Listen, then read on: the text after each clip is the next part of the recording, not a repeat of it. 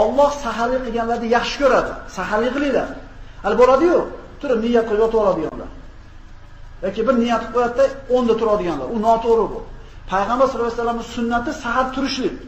Apetitingiz yo'q bo'lsa ham, yegan ish narsa yo'q bo'lsa ham turib bir piyola suv bo'lsa ham ichib niyat qilib qo'ying. Chunki payg'ambarimiz saharda baraka bor deydi.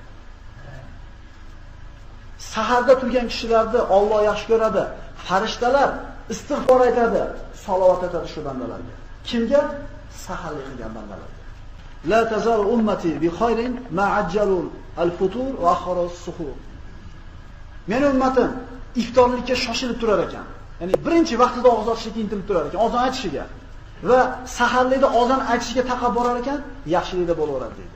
Demak, saharlikda oxirgi vaqtga olib borib, og'iz ochishni birinchi mahalda ochishlik musulmon kishini yaxshilikda turganligini alomat hisoblanadi.